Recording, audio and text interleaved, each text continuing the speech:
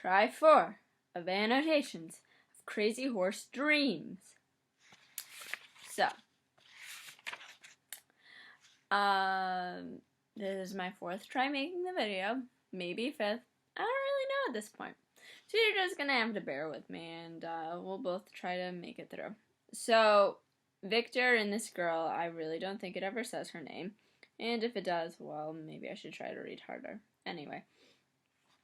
So, Victor, after learning in the previous stories about how his father's left him, and he does sort of look for his mother for support and whatnot, but I think it's only his mother he looks for support, especially after this chapter. It becomes apparent he's only looking for that motherly figure rather than a female counterpart, a wife. Oh, I should have just said that in the first place. Anyway, so after Victor goes back to this girl's Winnebago,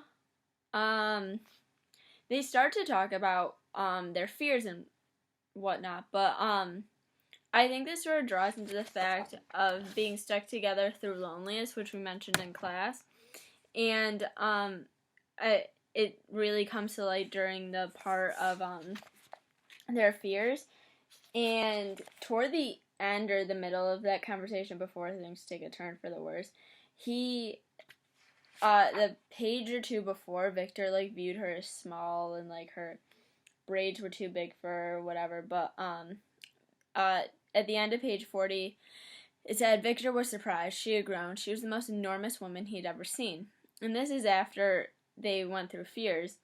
And then on the next page it takes sort of a turn for the worse, and it just shows Victor's hostility and fear to be close with another person. I think that fear is driven from his father leaving him at a young age, and so that fear is always going to stick with him, even if this girl, I really don't think did anything wrong, but then he ended up leaving and saying you're nothing, he's fake, and I think that's how he felt when his father left him. Maybe I'm wrong, I don't know, but I think that's a pretty good guess. Anyway, in this chapter 2, there's a lot of traditional Native American things mentioned, where Victor and this girl met at the fried bread stand. And Victor was wearing a ribbon shirt. I'm not cheating, I swear, I took other notes. And being at the powwow, and lastly, he was brought to her Winnebago. But it's all Alexi is including all of these traditional Native American culture and customs, showing these Native Americans haven't truly been assimilated into white culture. Okay. Here are my annotations for the only traffic signal on the reservation that doesn't flash anymore. Is that grammatically correct? The only signal on the reservation that doesn't flash red anymore. Oh. That'll get ya. Okay. So throughout this whole chapter, it's a lot of Victor reflecting on Julius and also going back and reflecting on himself. And so Julius being this kid with a lot of potential, and Victor seeing that potential in himself at one point, but he never fully lived up to that potential because of his drinking problem, which also brings light on the whole central idea, I think, of this whole novel, of alcoholism, and that alcoholism hindering progress that can never fully be fulfilled because of it. I think I just repeated myself in that. Anyway, so Victor having his big basketball game or whatever, and then messing it up because of the sports manual and how gruesome it was, and also Victor had gone to a basketball game drunk before, and when he was at that game, he was just fully out of it, and it was nothing had really seemed right. And then when Victor went to the game, drunk, or hungover, he messed it all up, and that was the end of his basketball career when he had so much to live up to, and alcohol really just brought that down, and it's an ongoing problem not only for Julius but everyone else on the reservation. So it's not something that people really look down upon, but they know it's there, and it's just they live with it. And then on page 49, the second to last paragraph at the bottom, I think really speaks to all the stories. And it says, it's hard to be optimistic on a reservation. When a glass sits on the table here, people don't wonder if it's half filled or half empty. They just hope it's good beer. Still, Indians have a way of surviving, but it's almost like Indians can easily survive the big stuff. Mass murder, loss of language, and land rights. It's the small things that hurt the most. The white waitress who wouldn't take an order, Tonto and the Washington Redskins.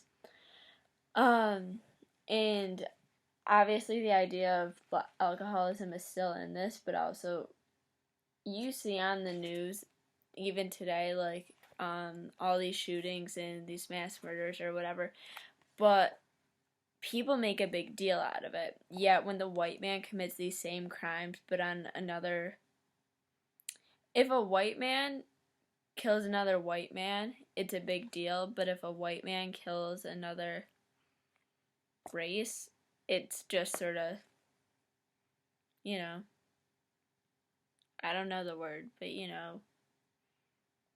looked over, not acknowledged. Lastly, Diet Pepsi. When Adrian and Victor, whenever they're drinking, they always forget that they've stopped drinking. Ooh, there's one more after this. And so they'll always be like, "Oh, wait, we stopped drinking." Like, I just think if you've stopped drinking, you'd remember you'd stopped drinking. And so then they drink this Pepsi, and they mention somewhere in the chapter that it's like not as addictive of a drug. Here. Yeah. Fuck these substitute addictions. So it's just, they still feel the need for alcohol since they always ask for it, but they still try to substitute it in for something else, but it's never gonna fulfill them. And then at the very beginning of the story, when Adrian and Victor are playing with that BB gun, and they're saying like, "Oh, you won't shoot it. Oh, you won't shoot it." But Victor says, "I held the pistol to my temple. I was sober, but wished I was drunk enough to pull the trigger." And even though it's not a real gun, I think Victor still feels so awful about his whole life. He wishes it was, and that he could have the guts to kill himself with it. But it also brings light on the idea of the community being tied together through loneliness, because I think a lot of people are in that boat with him. Annotations on amusements. When I first read the story, I'll be completely honest, I thought it was pointless. Then I came to class, and after going to class, so actually comprehending the chapter, and the fact that Sadie and Victor thought it was okay to put Dirty Joe or Dirty Dan or someone that's dirty on the roller coaster, and they thought it was okay. My phone just recorded me saying that. Okay. And the fact that they thought that it was okay to do it to him because Dirty Joe is part of their own what's the word? Culture? No, ethnic. They're all Native Americans. Anyway, and then right when the white people start to notice Dirty Joe, now I'm calling him Dan, on the roller coaster, they all start to gather around, and that's when Sadie and Victor realize their faults in doing so. And it's sort of like the whole idea of like black African Americans, black people, they can say the N-word, but it's not okay for anyone else to say it. And it's sort of like the whole like thing, like, I can call myself fat, but you can't call me fat. And I don't know, it's just like, it brings up the question, I think, more of like, why can one why is it okay for one race or ethnic group to do, it's okay for them to do that sort of thing to each other, but right when another group starts in, it's not. So, the annotations for, this is what it means to say Phoenix, Arizona. So this is when Victor and Thomas build a fire, go on a nice road trip with one another, even though Victor doesn't really like Thomas because he's annoying and repeats the same stories. And it's pretty apparent that Thomas knows he's not well liked, but that doesn't really seem to hinder the fact, I don't know why I just said hinder, stop him from telling stories and just speaking, because I think he's just waiting for someone to listen.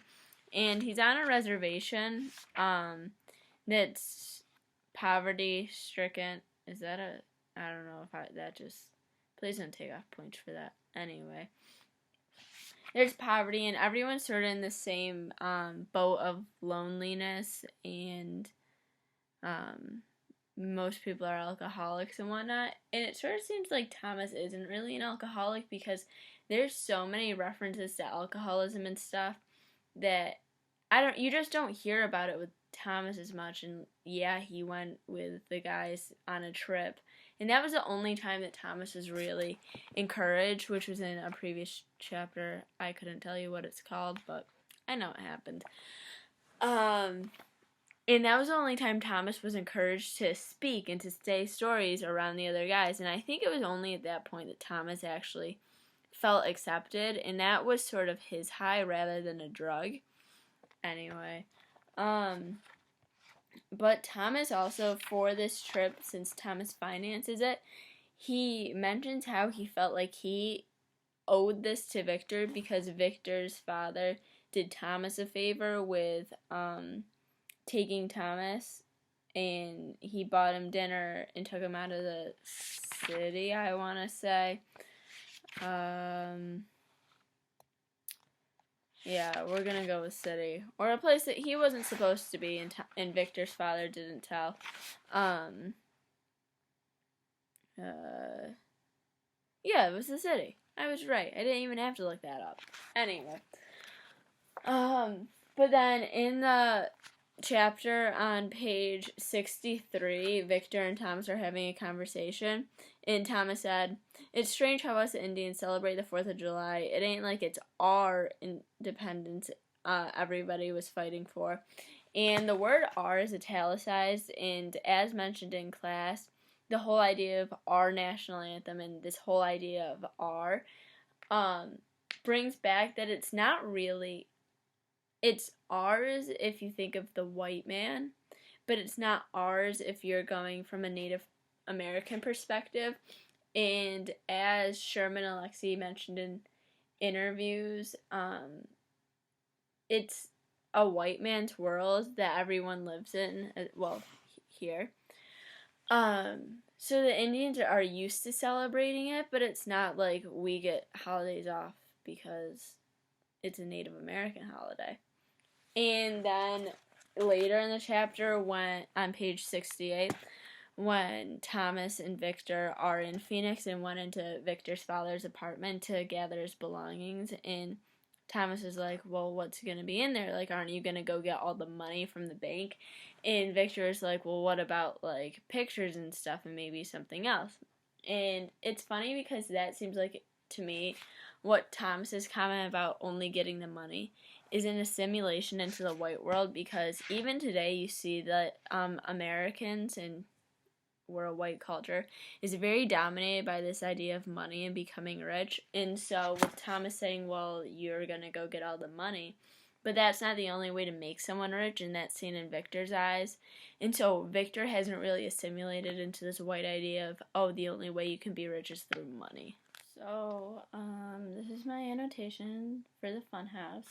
And I just wanted to point out that within the span of, a day, I have this. Anyway. So, from a personal perspective, this wasn't one of my favorite chapters.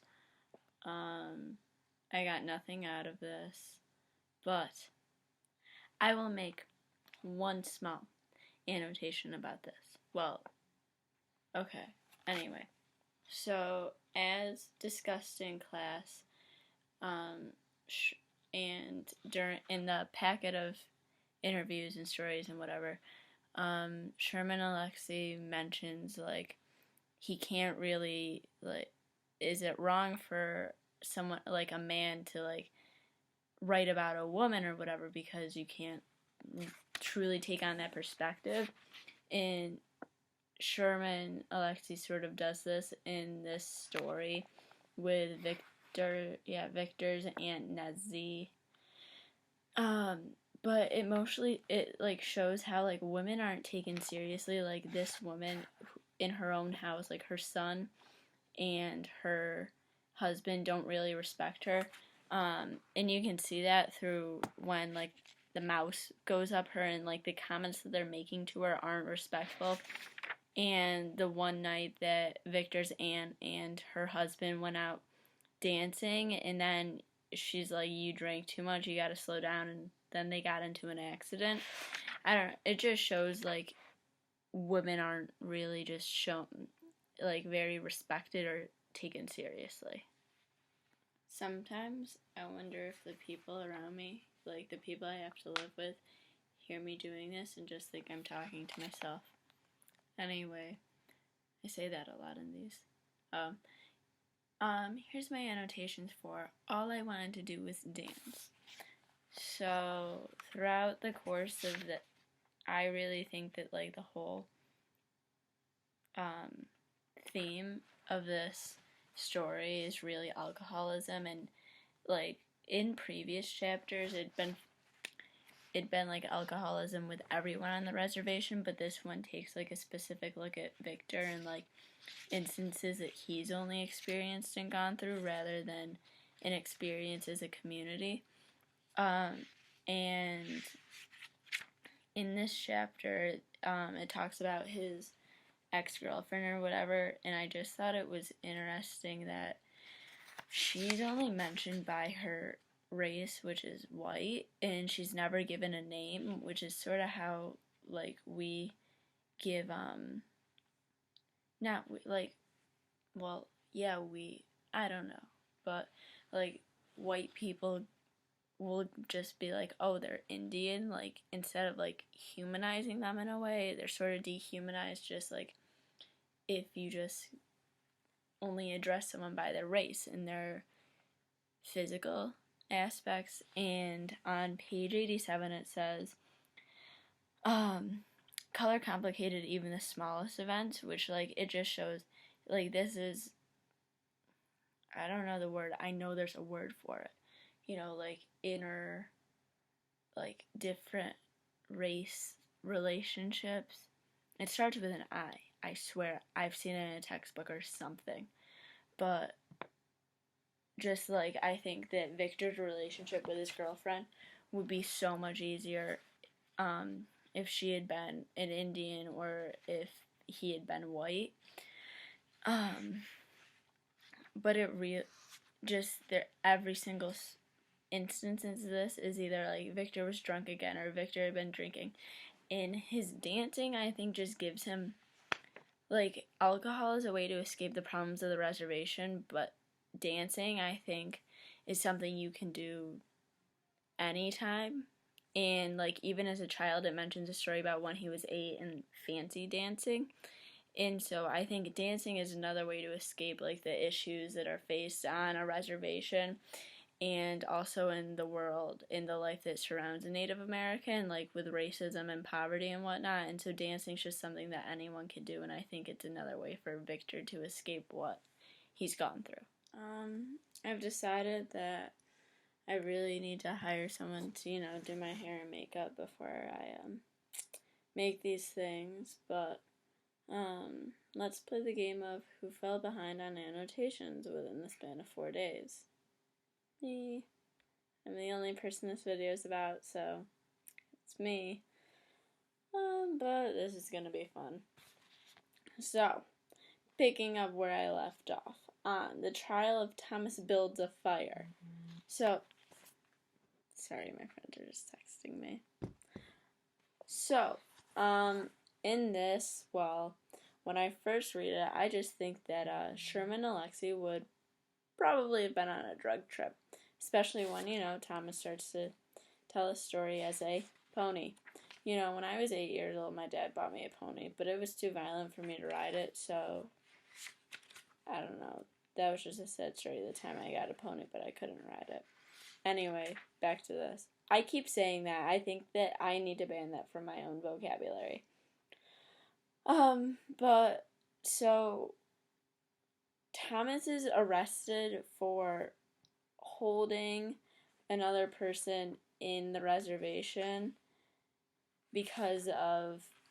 with the idea of a gun. And so Thomas is holding this woman, and when he goes on trial, he starts to tell these stories. And the courtroom, the judge sort of seems to be confused and puzzled by these stories, but Thomas is trying to get another message across with it. But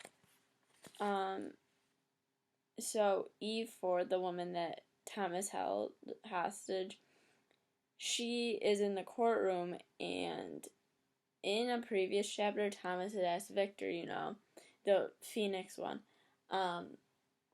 you owe me a time to actually listen to one of my stories, because Thomas, I think at this point, has acknowledged people don't really care for what he has to say, but he still talks. And Eve Ford yells out on page 99, "Thomas, we hear you." And she also says, "Thomas, we're all listening."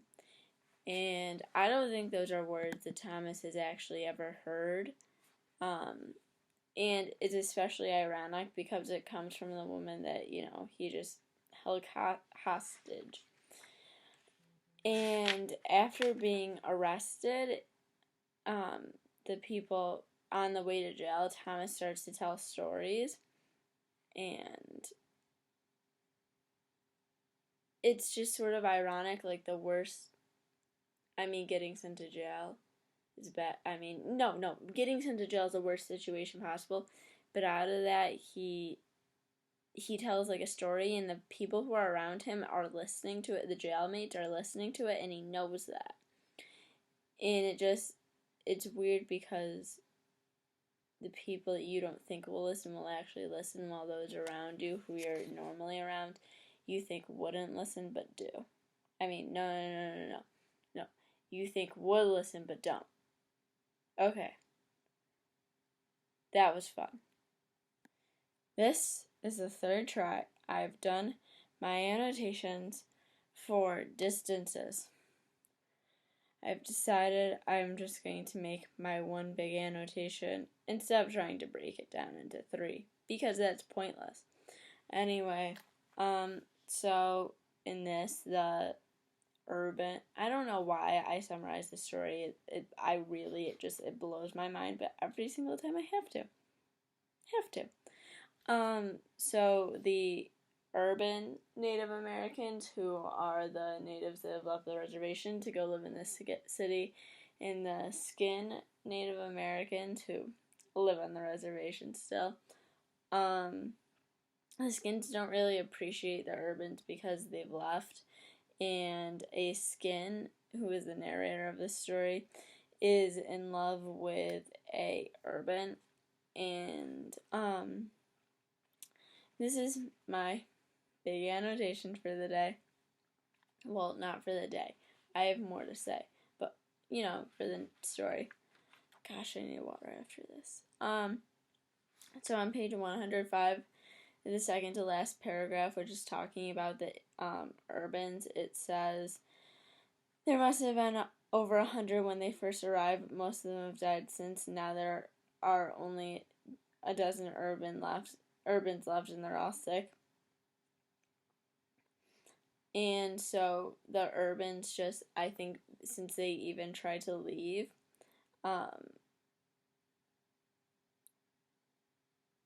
since they've never been on the reservation for their whole life and can really take in the whole Indian culture and still have the white culture attached to them. I think that's what's causing their death because they can't simply live on the reservation like they could have in. I don't think they could have lived greatly in the city, but they can't survive on the reservation either. And it's like in the one poem Sherman Alexie wrote about how to, make a great American movie. I don't know.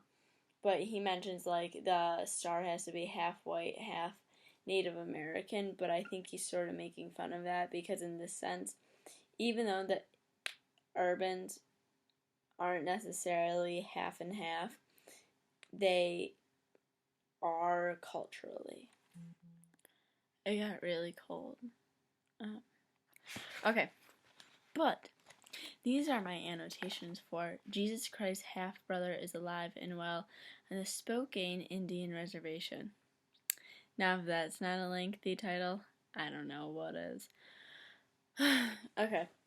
So I think this is one of the more interesting stories of the whole book because of the timeline, and I think part of the book can get extremely confusing because you're confused on what's happening and when and who's who and who's narrating and what's going on half the time.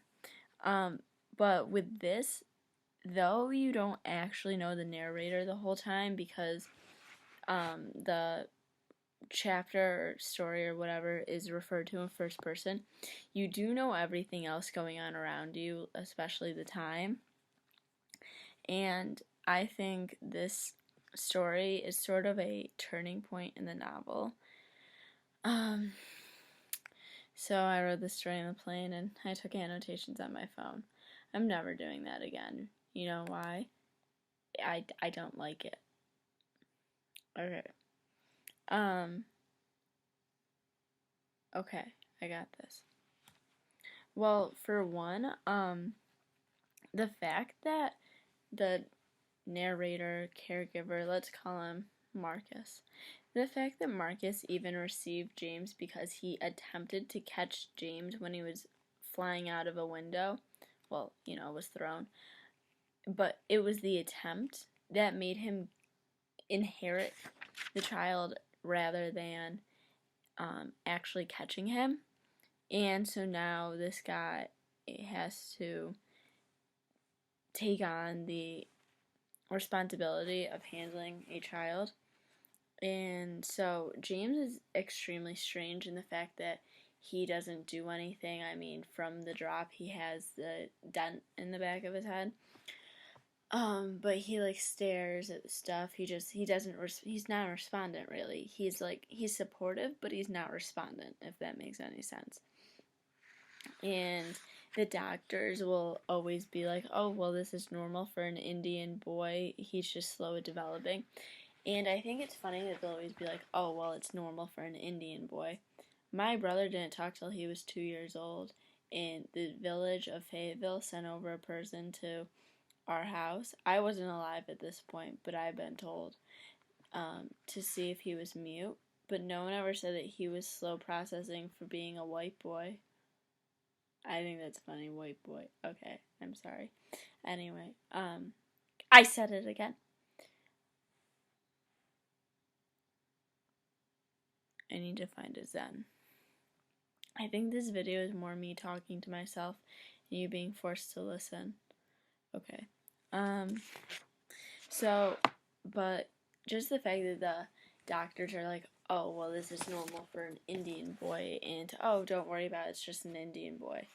Why were you worried about if it was a white boy? The village sending someone over. No one's sending anyone to a reservation to see if James is mute. James is just weird. He also doesn't cry. What baby doesn't cry? Except for I think that'd be kind of nice. Okay. And also at the end of the chapter, when James does start to talk, but he says like weird things like Albert Einstein stuff, and he says potato is his first word. But when he does talk, this white woman makes a comment saying, oh, he sounds so smart on page 129. And James responds, and the fact that this kid's so young, saying, James hears this and tells a white woman that she's pretty smart for being an old white woman. Just, that's the fact that he's been raised on, and not even that, but I think that he's observed so much and accumulated so much knowledge through listening rather than speaking, and so he's able to do this. And in this chapter, alcoholism's still apparent, but more of a hope for alcoholism, in the sense that the narrator loses James, but can get him back if he goes to all these recovery classes and whatnot. So it's showing that the path might seem inevitable, like you're gonna just stay an alcoholic and rely on this stuff, but you can get yourself out of the hole that you've dug yourself into. And I just think about that with One Direction, like, they didn't dig themselves into a hole, but they're on a break, but they can always come back from a break. Do you know what I mean? Okay. Anyway, on page 121, the last 3 sentences, and this is when the narrator's drunk, and it's really just a deep conversation with himself. But the last 3 sentences are, look at James, and I think maybe Susie is wrong about Indian kids being born adults, and that maybe James is just born this way and he wants to stay this way like a baby because he doesn't want to grow up and see and do everything we do.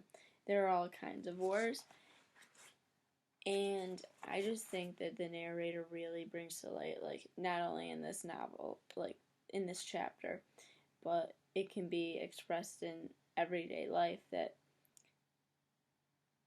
people just expect the same results out of everybody, and that's a big problem in our society. Like, well, I guess if I have to make a Common Core reference, it's just showing that we've become so accustomed to the fact that we can essentially quantify everything and make sure everything's like this, but no one really considers the fact that, oh, maybe not everybody's suitable for school. That's a fact, but no one's going to take that into account, and instead they'll just go with the status quo. And then on page 123,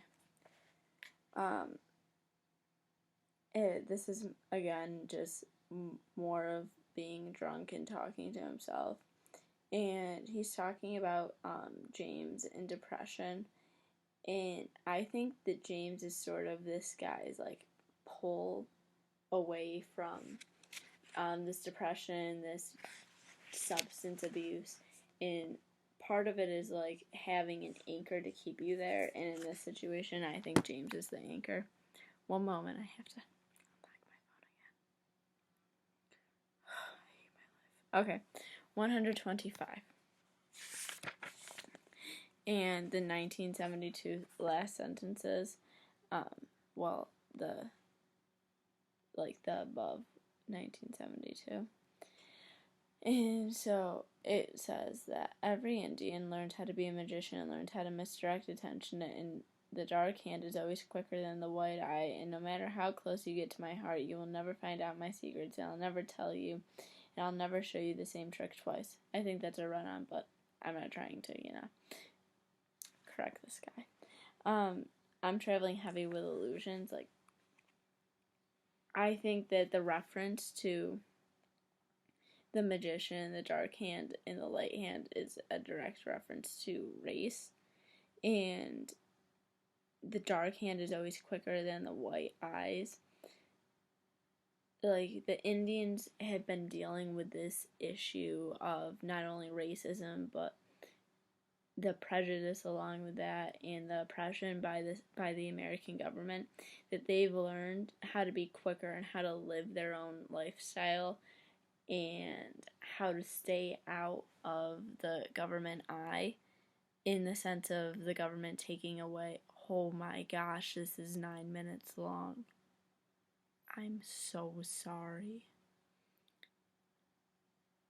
I gotta keep going now. But of how you can just, I forget what I was saying. Okay, I'm stopping the video here before I lose it. Good night, America. is my annotations for a train that is an order of occurrence designed to lead to some result.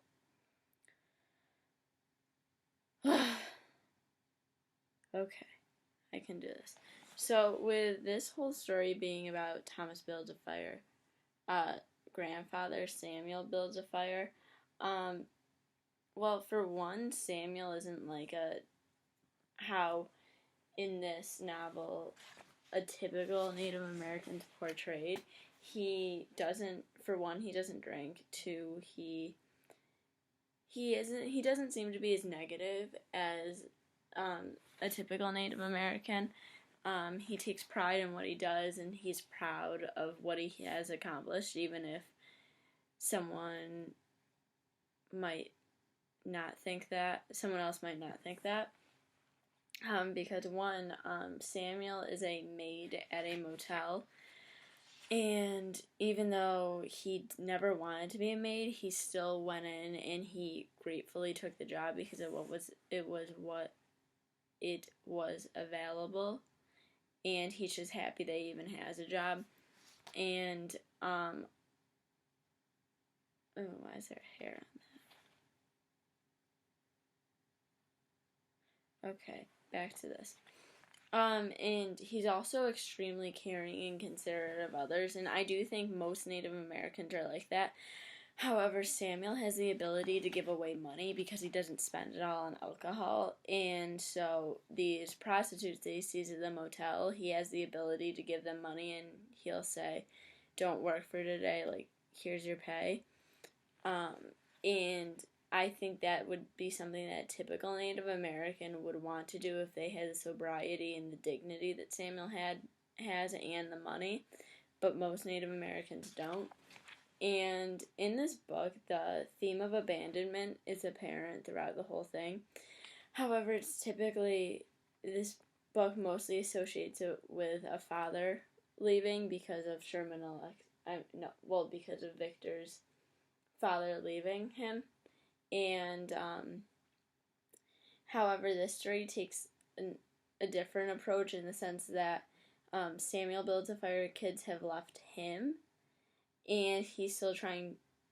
It wasn't his choice necessarily, but then on his birthday, when Samuel went to work, he was fired from his job, and that, I think, was the thing that was keeping him sane, and the only thing keeping him grounded. And without that, the only tie he had to what he felt was just was taken away from him, and that's when he turned to alcoholism. And I think it's because he realized, well, no, not, I think it's because he felt it was the only other thing left to do.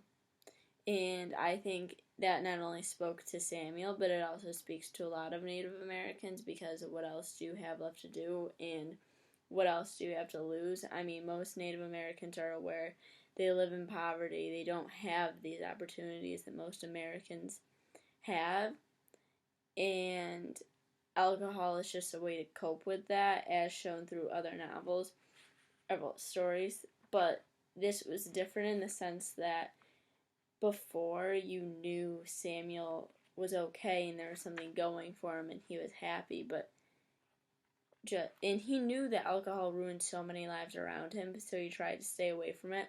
But it also shows that somehow, no matter how much you try to be different and not conform to the society around you, sometimes it's inevitable. You know, I'm getting through annotations. I've read the book, but now I gotta annotate. So, with that being said, here's my annotations for a good story. And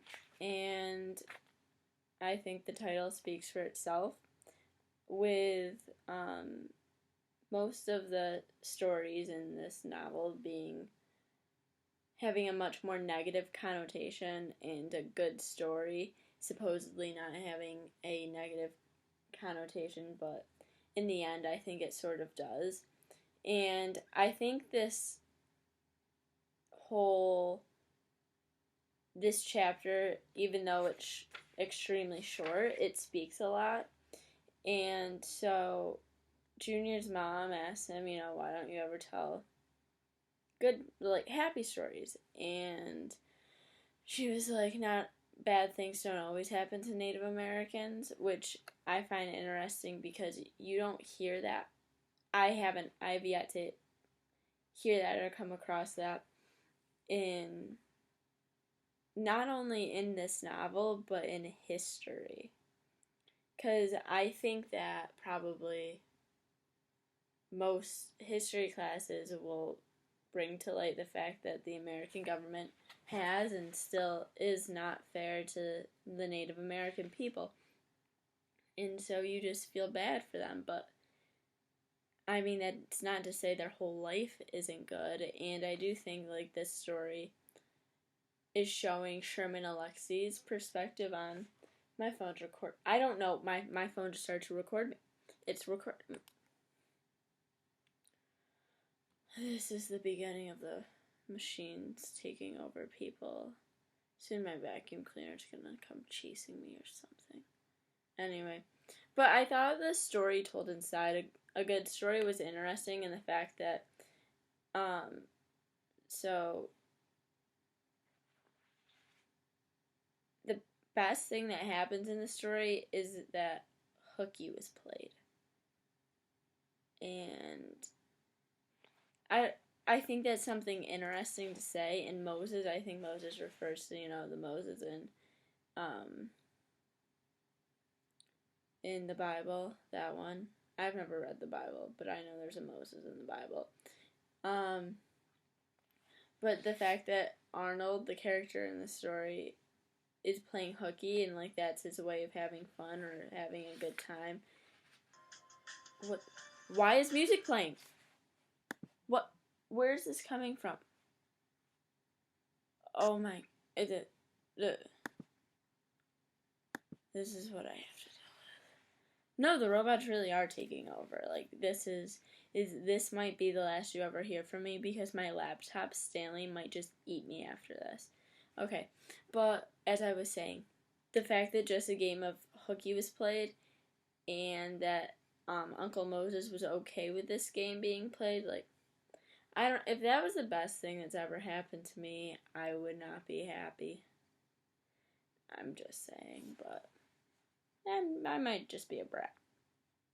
I really need to get my nails done.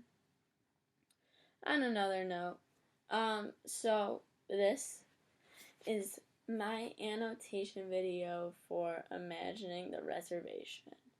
And in this, I think that the title is pretty self-explanatory toward the whole story. I don't know, I keep switching story and chapter and book and novel, and I know they're all interchangeable, but I just don't like to make them interchangeable. Anyway, I said it again. Okay, so a lot of this whole story is what ifs and what could be rather than what is, because what could be a lot of times is not attainable compared to the what is in the given circumstances. And Alexi really is, I think that he's trying to get people's minds thinking of how can the issue of Native American poverty and racism and oppression be solved, and what could happen if what if the Native Americans had full jurisdiction over white people, and what if white people were forced onto reservations and we were controlled by Native Americans? And I don't know, it's funny how I just said we, like we as white people. I mean, I would say I, for the most part, identify as white, and I know there would be a big issue if everybody was forced to live in a small condensed area of a reservation. But as I said before, it's funny how I identify as we, and it's almost like right now I'm referring to Native Americans as like a complete different species of life. of life doesn't make sense, but that's the best word I can come up with. Anyway, on page 150, it says, survival equals anger and imagination. Times imagination, sorry. Imagination is the only weapon on the reservation. And I think it's funny how this is used to describe survival. And, I mean, when I think of survival, everyone thinks of, okay, you need food, shelter, water. Anger and imagination is what a Native American needs to survive. And I think more imagination is the more interesting aspect, because I think that Alexi's trying to prove imagination is the one thing that natives have and nobody can take away from them. It's not tangible, it's a mindset, and you can't take that away to someone, but you can't give it to someone. But I think that the Native American culture promotes a lot of imagination, because this imagination can give people these what ifs and what could be, and these hopes for a better life someday, if that can happen.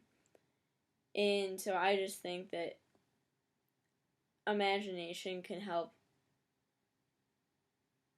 more people, but no one wants to think about the what ifs because no one wants to work to see how much it would take to achieve the what ifs. So this is my annotations for the chapter about the tumor.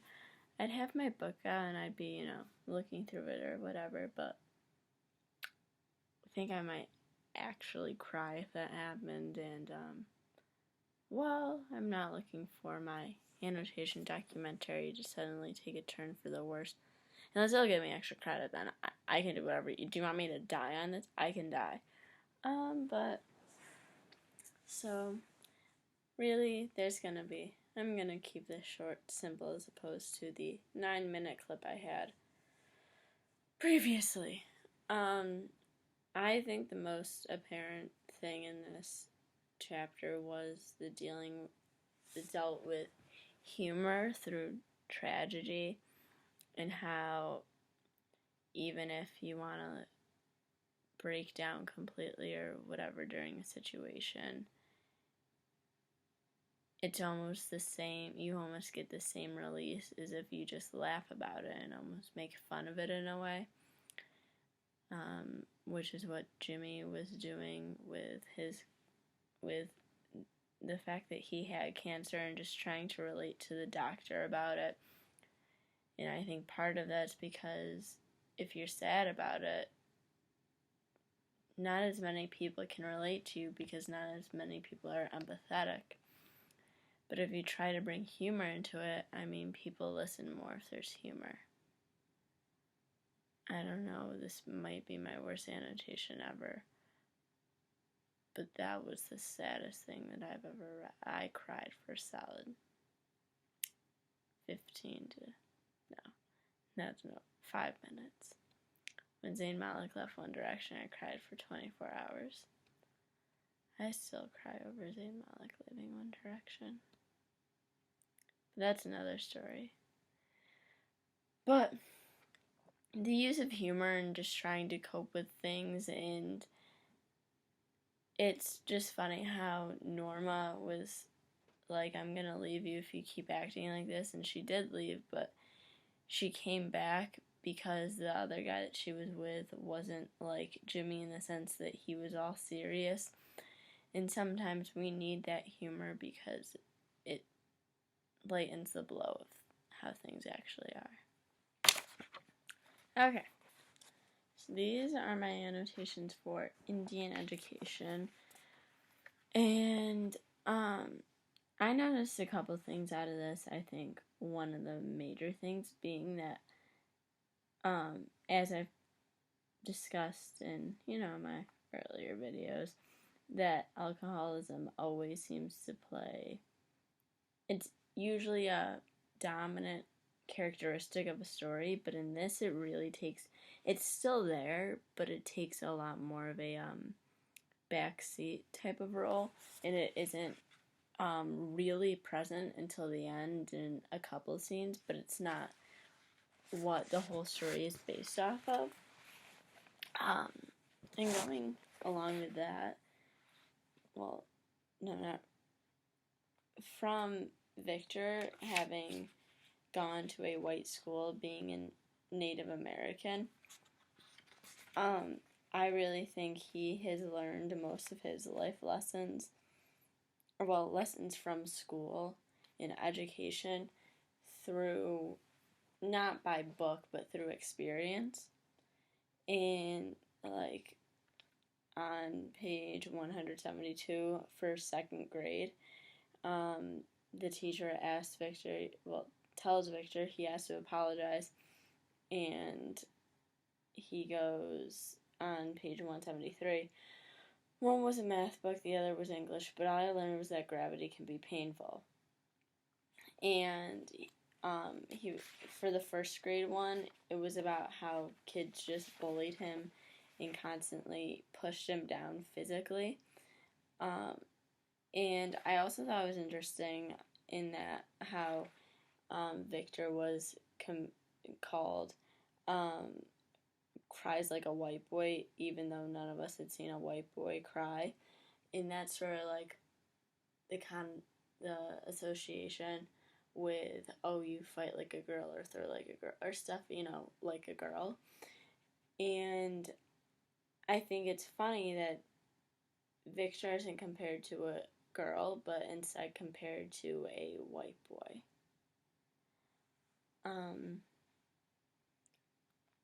But you can constantly see the racism and discrimination toward Native Americans throughout all of Victor's schooling. And I mean, even as a young kid, these teachers were not nice, let alone fair to Victor. But Victor sort of just dealt with it, and I think he eventually became okay with it, but that was because he had to be okay with it. So it's a snow day. I haven't really brushed my hair, done anything productive today, except for this. So I'm gonna do my annotations today on the Lone Ranger and Tonto fist fight in heaven. Now, in this chapter, which is a couple after the tumor one, it also uses humor to diffuse a situation of tension, of probably racism and being stereotypical. And this story that's told with the 7-Eleven clerk is also referred to in the Imagining Reservation, I want to say. And reading Imagining Reservation, and then before you read this, you're sort of confused while you do it. And then now reading this chapter, it gives you the basis for Imagining Reservation, whatever it's called. You know what I'm talking about. I'm sort of just relying on that. And the 7-Eleven clerk is constantly, like, you can tell he's uncomfortable, and he thinks that the narrator is going to rob the store. And just with that, the narrator then uses humor to calm down everything. And in the end, the 7-Eleven clerk lets him go with a creamsicle. But it's just, the style of it is sort of weird in the sense that at one point it's talking about the 7-Eleven situation, and then it's talking about a girlfriend in the narrator. Well, the narrator's girlfriend and him fighting in their relationship back and forth. And it's just one chunk will be about the gas station, and then the other chunk is about their relationship. And the relationship is, as referred to in many other stories, it's between a white girl, I guess, I don't know how else. Yeah, a white girl. and a Native American guy, and in the end, he ends up leaving her, but even though the relationship, they constantly fought and whatever, they still loved one another. It's a snow day. I got so much stuff to do. And then it also mentions about the narrator being the Native American on the basketball team at school, and how he sort of put the pressure on himself to become this great Native American who goes off and leaves the reservation and comes back with something special, but he never lives up to that, even though he had the potential to do so. Annotations left, and after this, there's gonna be one. So here goes Somebody Kept Saying Pow Wow. That sounds like a song name. That could easily be a song name. Okay, but aside from that, I guess I'll just write a song about this after. So I think that a lot of this chapter is about forgiveness, because you hear these stories, not even all from Junior's perspective. Oh, see, that's why I went to speech class in kindergarten. Well, actually, I went because I couldn't say my THs, but that's another story I'll tell you sometime if you want. But okay, so a lot of this is about forgiveness in the sense of you hear about people's dirty, I want to say, past. Like, Junior once nagged on, I don't want to say nagged on, but made fun of a basketball player that was previously in jail. But it also mentions, like, Norma's sort of sketchy past in the sense of her taking home a lot of people, and she also, like, a question of being bisexual. However, even though, like, that past is there, people look through that and see the good, and it's not like people hold Norma to her past of taking home many people, because they still call her grandmother, which shows respect. And people don't hold what Junior did against him, except for it does show that Norma did for a little, but she does eventually sees that overall Junior is a good person. She can forgive him, but it does take him a little. And the story focuses a lot on Norma and what she does and how she reacts. And in previous stories, like the one, I can't keep names straight anymore, but you know, the one where James from Many Horses is dying. She's dominant in that, but she's also like a secondary character, and here you hear about her past and what she was like before James, and why people call her grandmother. And even though she's called this, she still isn't perfect, and it brings to light the fact that Native Americans are very much more okay with themselves as opposed to a white culture. And I think a lot of this video I've been comparing what Native Americans do compared to a white culture, but I think that's half of the purpose of this book, is to show, well, Sherman Alexie is a Native American and he's writing from a Native American perspective, so you can, for the most part, get an accurate representation, and you can compare it to, the white society. If Norma kept bringing home people, Norma would be called a slut. And it's not like anyone says that, but I bet people were thinking it, but people are okay with just being like, that happens, rather than degrading her because of it. And it's obviously not degrading toward her because she's still called grandmother. So here's my annotations for Witnesses, Secret, and Not. It is my last annotation video, so you know what?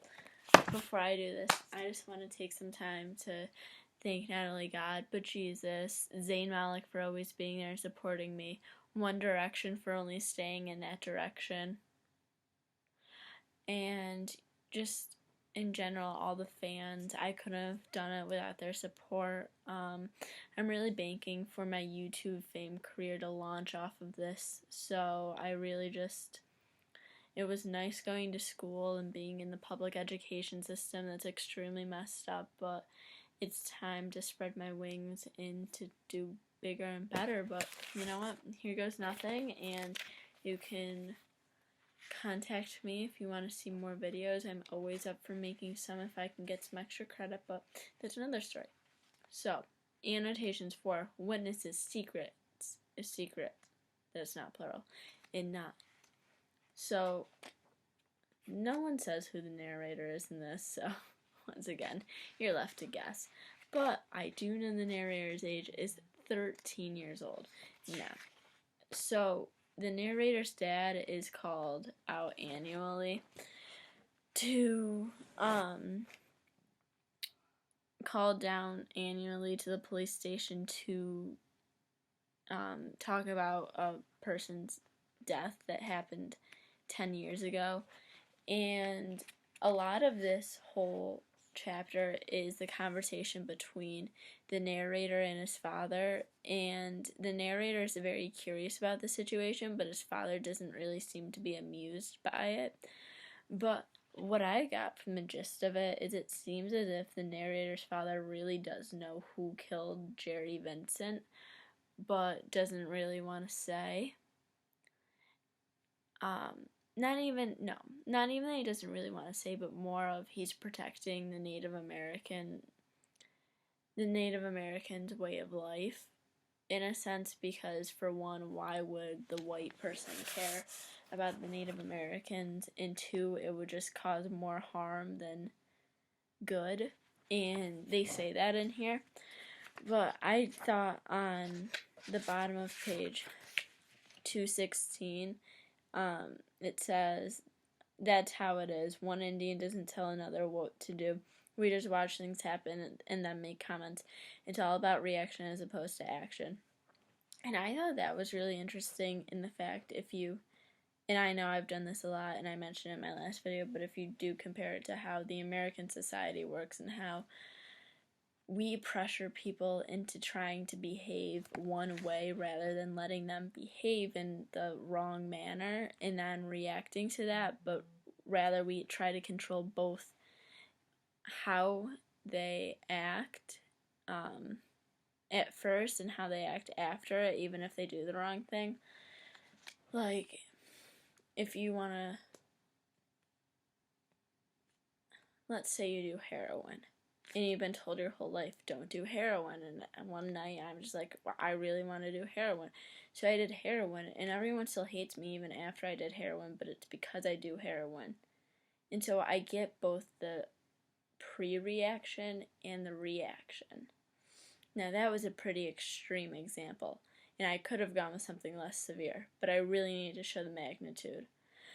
And I just think it's interesting how Native Americans are sort of like, okay, you can go and you can mess up, but it's better to learn from how you messed up rather than trying to prevent someone to mess up before. No, I don't know what I just said. It's better to let someone go and make a mistake and then learn from that mistake rather than trying to imprint in their mind that it's wrong to do something even before you do it, because I think in a way that sort of makes you want to do it more. I hope that just made sense. But I think that was the biggest thing that I got out of this chapter, and these annotations videos have been real. I was gonna say peace out 2015, but that happened a couple weeks ago, so whatever.